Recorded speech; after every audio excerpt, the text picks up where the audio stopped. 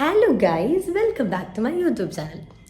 So I'm gonna take the first flight of 2025. അതും അഹമ്മദാബാദിലോട്ട്. It's my convocation on 28th. ഞാൻ ഇന്ന് വൈകുന്നേരം പാലക്കാട്ടിലേക്ക് ട്രെയിനിന് എൻ്റെ ഒരു ഫ്രണ്ടിൻ്റെ അടുത്ത് പോകും. എന്നുവെച്ചാൽ അവിടുന്ന് നാളെ അവരുടെ കൂടെയാണ് ഞാൻ കൊച്ചിയിൽ നിന്ന് നേരെ അഹമ്മദാബാദ് ഫ്ലൈറ്റ്.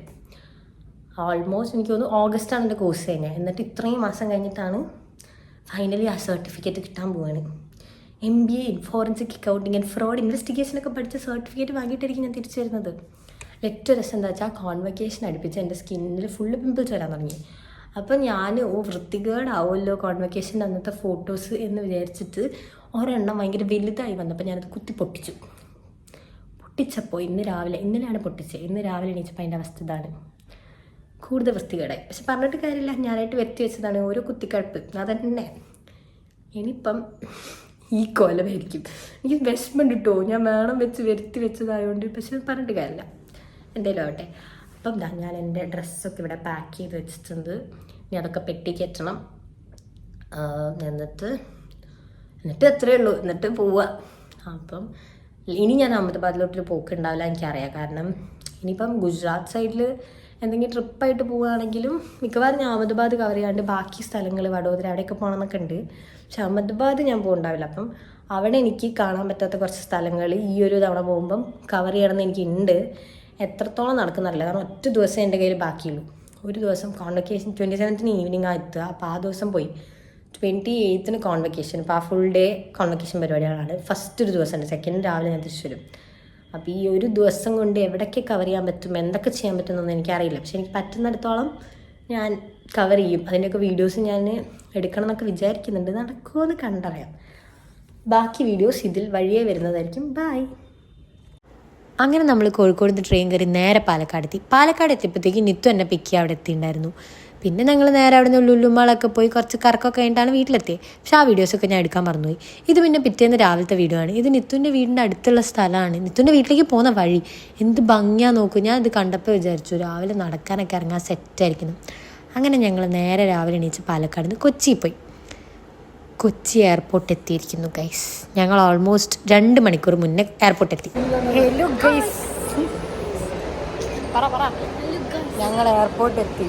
ഇതാണ് കൊച്ചി എയർപോർട്ട്. ഞാൻ കാതിൽ വളർത്ത വിദ്യാഭ്യാസം ഉണ്ട്. നമ്മൾ ചെക്ക് ഇൻ ചെയ്യാൻ പോവുകയാണ്. ബാഗ് ചെക്ക് ഇൻ ചെയ്യാൻ പോവുകയാണ്. അത് കഴിഞ്ഞ് സമയം 10 മണി ആയിട്ടേ ഉള്ളൂ. ഞങ്ങളുടെ ഫ്ലൈറ്റ് രാവിലെ 5 മണിക്ക് 7:30 ഇറങ്ങി 9:30 ആകുമ്പോഴേക്കും എയർപോർട്ടിലെത്തി. ആദ്യത്തെ നമ്മൾ ഭയങ്കര കൃത്യനിഷ്ഠമുള്ള ആൾക്കാരാണ്.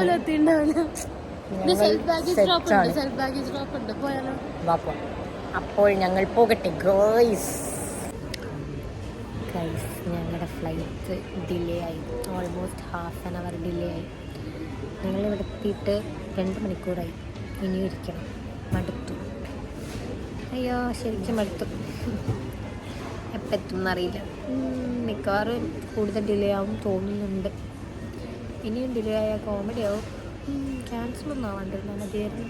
ചിലപ്പം പെട്ടെന്നായിരിക്കുമല്ലോ ഫ്ലൈറ്റ്സൊക്കെ ക്യാൻസലാവില്ലെങ്കിൽ അവിടെ എത്തിയിട്ടുണ്ടെങ്കിൽ കോൺവെക്കേഷൻ അറ്റൻഡ് ചെയ്യുന്നതായിരിക്കും.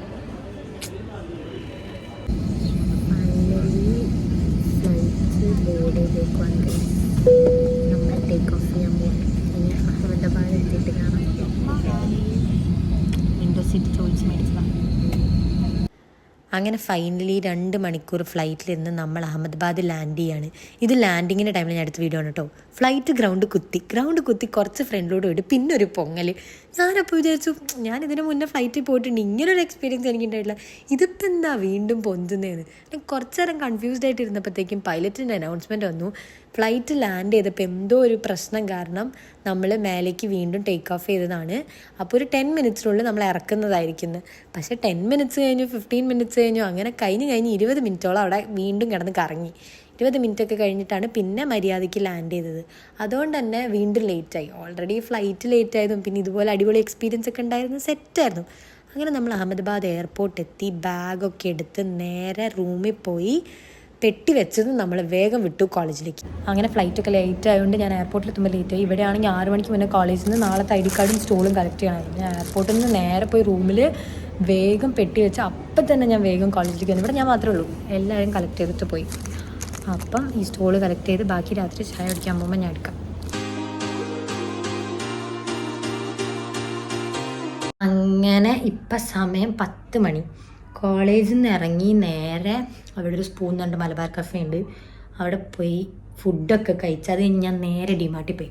ഡിമാർട്ട് ഇവിടുത്തെ ഒരു സൂപ്പർ മാർക്കറ്റാണ്. അപ്പോൾ അവിടെയാണ് ഞങ്ങൾ എപ്പോഴും സാധനം വാങ്ങാറ് ഇവിടെ നിന്ന ടൈമിൽ.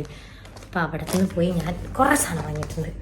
മമ്മിക്ക്, അമ്മയ്ക്ക്, അച്ഛന് ഒരാവശ്യമില്ലാത്ത കുറേ സാധനം വാങ്ങിയിട്ടുണ്ട്. ആവശ്യമില്ലാത്തല്ല, ആവശ്യമുള്ള ഞാൻ. പിന്നെ ഇത് ഇവിടുത്തെ ചായയാണ്, ഇവിടെ സാധനമാണിത്. ഇതിൻ്റെ അഡിക്റ്റാണ് ഞാൻ. അപ്പം ഞാനിത് വീട്ടിൽ കൊണ്ടുപോകാൻ വാങ്ങിയതാണ്. ഇനി ഇതൊക്കെ ഒന്ന് ഒതുക്കി വെച്ച് ഫ്രഷായി കിടന്നുറങ്ങണം. അപ്പം ഇന്നത്തെ ദിവസം കഴിഞ്ഞു. ഇനി നാളെ രാവിലെ നേരത്തെ എണീച്ച് കോൺവക്കേഷനാണ്. അപ്പോൾ വേഗം കിടന്നുറങ്ങാൻ പോവാം. അപ്പം അത്രയേ ഉള്ളൂ.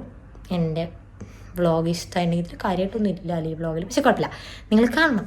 കണ്ടാലല്ലേ ഇവിടെ എത്തുള്ളൂ. അപ്പം എൻ്റെ വ്ളോഗ് ഇഷ്ടമായിട്ടുണ്ടെങ്കിൽ like, share and subscribe to my YouTube channel. അത്രയേ ഉള്ളൂ. Bye, good night.